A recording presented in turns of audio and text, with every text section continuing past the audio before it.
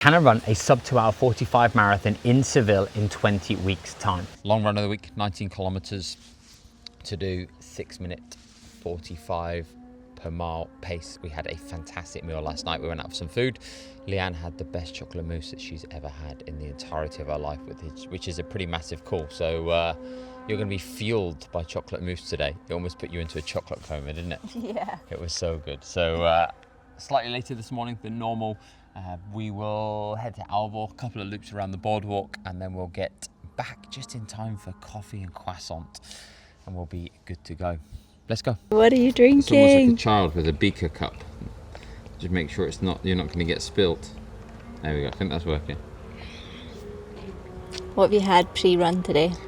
Zero. Just a little bit of electrolytes, a little bit of fluid, and a good poo to make sure that we haven't got any disasters en route. And that's basically us. So yeah. Do you normally do that for long runs? Yes. I'll usually eat zero and load the day before, and then the morning of I'll just have some fluids, and then I'll use gels and little bars throughout. Just from a digestive perspective, I feel so much better just having absolutely nothing on the stomach.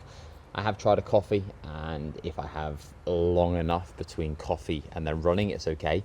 But when the time is so short, it's a dangerous game to play. So I'll wait until we get back.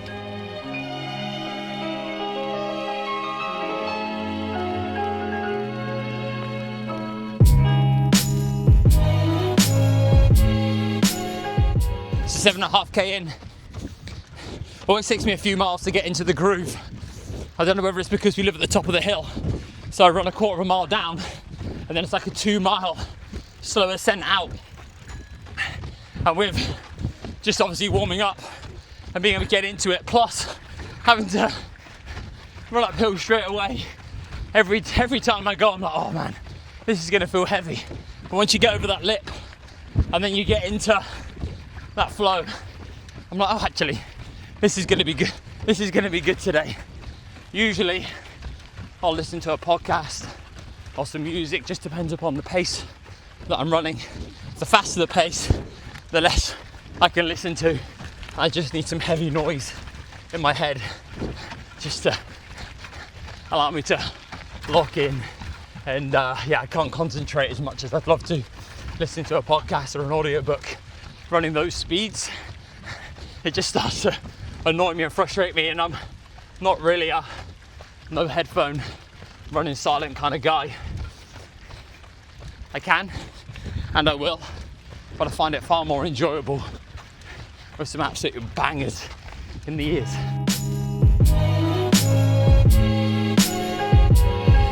Just put the headphones on.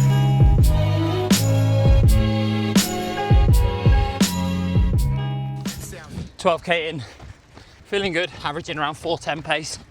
Now, it's the fun bit.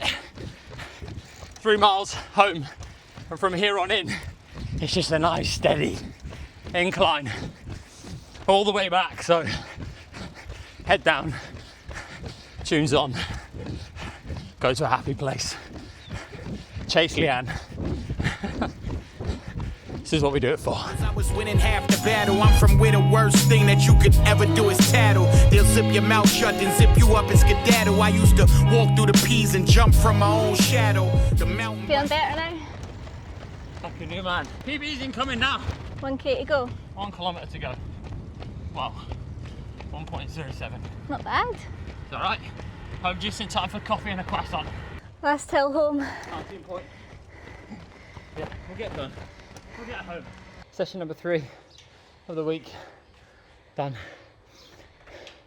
That felt tougher than it has done in previous weeks. But they're the ones. And you realise that once you get into the thick of it, there's going to be so many runs that you don't feel like it, don't feel good. Even in previous marathons, I've just felt like at points I've been going backwards because you're just accumulating fatigue. And obviously your readiness starts to diminish somewhat. And so it's in those moments, just appreciate this isn't about enjoying every single run being fantastic. It's actually just normalizing that there's going to be plenty of bad runs, but there are also going to be some good ones in there as well. So you never regret it once it's done. Home and into the pool. Gonna rent my dive?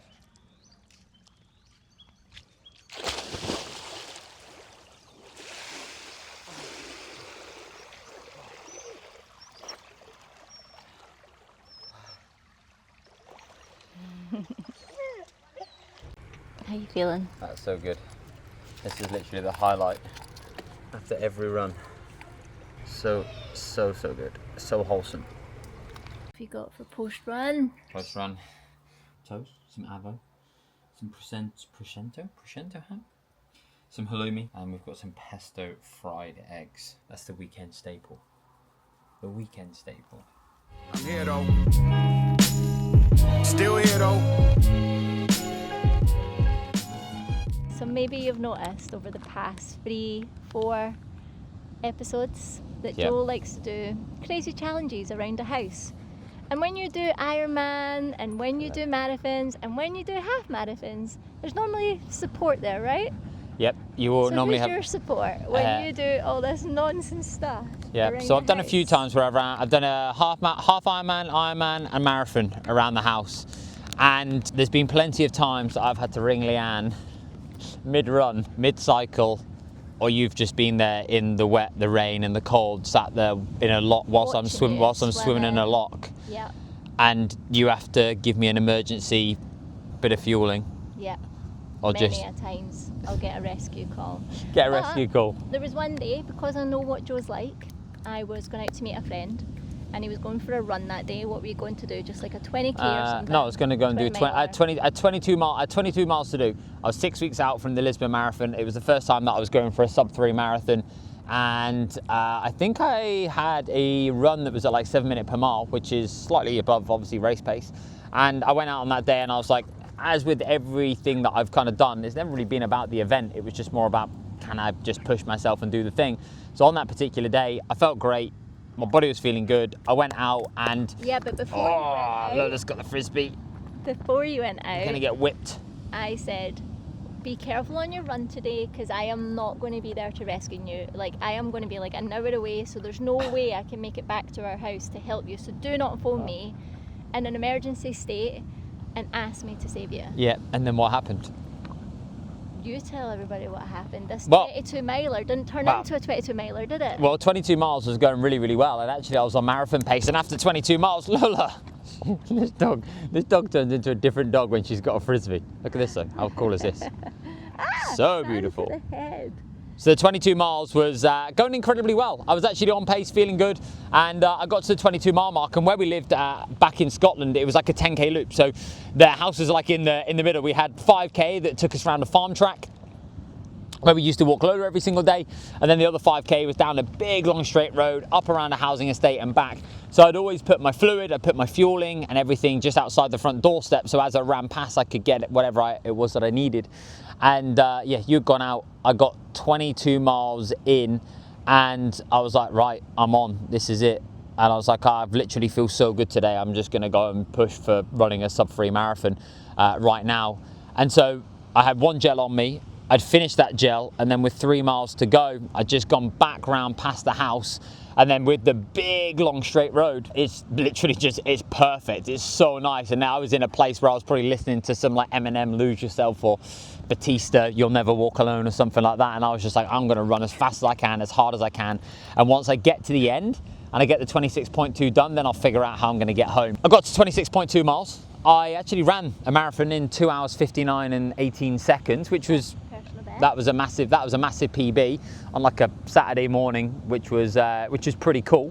And I then realised that I had no fueling. I was 1.5 miles from the house. I was ringing Leanne asking where she was, because I was absolutely dead and buried. I was absolutely gone. I'd gone full send, absolutely full send, and I was lay on the side of the road. Hopefully we'll be able to put a photo here that I'll be able to find of me just almost like curled up in a little ball on the pavement, and this Vauxhall Corsa came and parked next to me, and it was two probably 25-year-old girls, and they were like, are you okay? And I was like, yeah, I'm sound, I'm fine, I'm all right. No, I wasn't all right. And then off they went, and I started to walk back, and I started to feel like I was, ask them to take you home? because at that moment I was still in that moment that I was okay. Like I was Okay, just, like adrenaline. yeah, high, yeah. I'd yet. literally just finished. So you know when you finish a run and you like fall in a heap, and I was like Okay. there for the first minute, Okay. and then they pulled up and they just opened the window and they're like, "Are you okay?" And I was like, "Yeah, I'm alright." Then I stood up and then I realised that I wasn't alright, and then I was like, "Leanne, where are you?" You're like, "I'm in town," and I was like, "Oh, good." I've now got to walk a mile and a half back to the house. I've got no fuel. I was shivering, shaking. I felt as though that my throat was starting to close. I've got asthma as well, and I didn't have my inhaler, and I just felt that shortness of breath, and I think that panic as well started to creep in. Of what? Realising I'm an idiot. What have I done? It wasn't worth a PB to almost kill myself. I wasn't going to kill myself. And so I got back, and then about half a mile from my house, there's this farmhouse, beautiful farmhouse, and it had a private road that had a bridge going over it. And there were three elder gentlemen who were having a cup of tea, and they were trying to fix an element of the bridge. And I knew one of the guys because they had a dog that was quite similar to Lola, so we used to see them on their dog walk quite often. And I waddled over like I'd done something wrong, and I was like, guys, you're gonna have to help me. I was like, literally, you're gonna have to give me a lift home. I need to do something. No, they were literally like, who is this idiot? What have you done? They were not impressed. They were not amused. I think his wife came to rescue. No, she didn't come to the rescue. No. I thought she gave No. you food. And so I'm lying on this bridge I'm lying on my back with my legs in the air on this bridge that they're currently trying to fix. Being like, I can't breathe, my throat was closing. I was like, you're gonna have to get me home. I was like, I need some sugar or something. I was like, I think you might have to call an ambulance. I was like, I'm not sure what's wrong with me. I'm shaking like mad. In my head.